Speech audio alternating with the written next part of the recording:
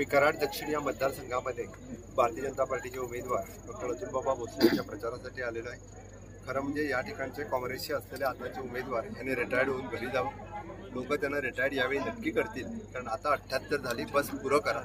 कारण ज्याने काही विकास केलेला नाही आहे आणि जे विकास करण्यात आता विकास करायला ते समर्थ नाही आहे, अशा लोकांना घरी पाठवण्याशिवाय दुसरा पर्याय नाही आहे। त्यांना त्यांच्या कारकिर्दीमधला एकही प्रोजेक्ट दाखवायला या कराडमध्ये नाही आहे।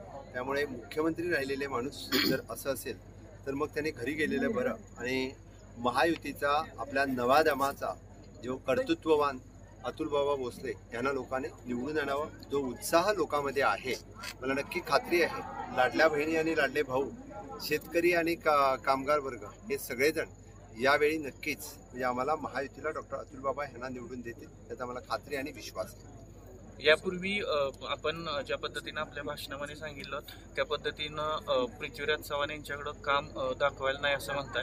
यापूर्वी काय आपल्याला अनुभव आहे का? कारण आपण सुद्धा सक्रिय राजकारणात गेले अनेक वर्ष आहात। कोणता अनुभव आहे का की पृथ्वीराज चव्हाणांकडून असं काम झालेलं नाही? हे तुम्ही मला विचारण्यापेक्षा खरं म्हणजे त्यांनाच विचारायला पाहिजे। त्याने केलेला प्रोजेक्ट या मतदारसंघामध्ये कुठला आहे हा त्यांना विचारा किंवा लोकांना विचारा, लोक सांगतील। कारण ज्यावेळी मी इथं लोकांना फोन केला, लोकांना बोललो, मागच्या 5 वर्षामध्ये पण मी आलो होतो, त्याने केलेला पर्टिक्युलरली त्यांच्या कार्यकाळामध्ये असा एकही मोठा प्रोजेक्ट दाखवण्याजोगे त्यांच्याजवळ नाही आहे। कुठलीही एखादी योजना जी त्याने सुरू केली, आता फक्त जाहीरनामा द्यायला सोपा असतोय पण जाहीरनामा इम्प्लिमेंट करायला खूप कठीण असतोय।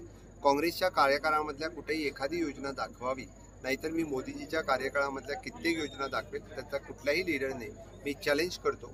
कारण म्हणजे मोदीजींच्या कार्यकाळात आणि महायुतीच्या कार्यकाळामध्ये एवढ्या योजना सुरू झालेल्या आहेत आणि त्या दीर्घकाळ टिकण्यासाठी it is not for the temporary. गोव्याच्या मुख्यमंत्र्याला महाराष्ट्रामध्ये प्रचार करावा यावा लागतो, महायुती अडचण आहे की काय? बिलकुल नाही। भारतीय जनता पार्टीच्या कार्यकाळामध्ये सदोदित भारतीय जनता पार्टीचे सगळे लीडर हे सगळ्या राज्यामध्ये जातात।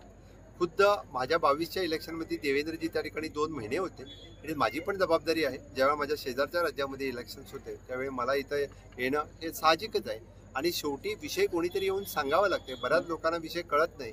काँग्रेस भूलथापा करत म्हणजे आपलं राजकारण करत असते, तो जर विषय पटवून द्यायचा असेल तर नेत्यांना छोट्या छोट्या सभेसाठी यावं लागतं। अजून कुठे राज्यात तुम्ही जाणार आहे काय?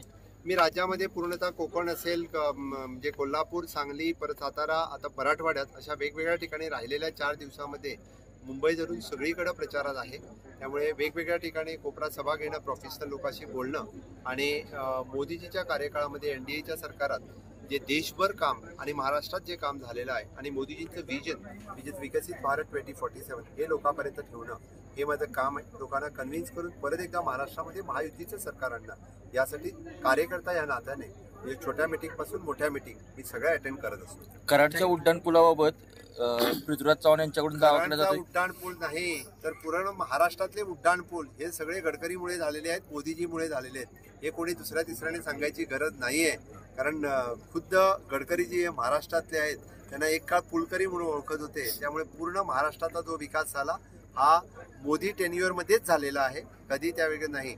मग तो समृद्धी महामार्ग असेल किंवा कोस्टल रोड असेल किंवा अटल सेतू असेल, असले विक्रमी प्रोजेक्ट जेव्हा महाराष्ट्राला ह्या युती सरकारने दिलेले आहेत, त्यामुळे महाराष्ट्रातील जनतेने मला वाटतं खात्री आहे आणि नक्कीच महाराष्ट्रातील जनता परत एकदा महायुतीचं सरकार निवडून आणेल याचा विश्वास।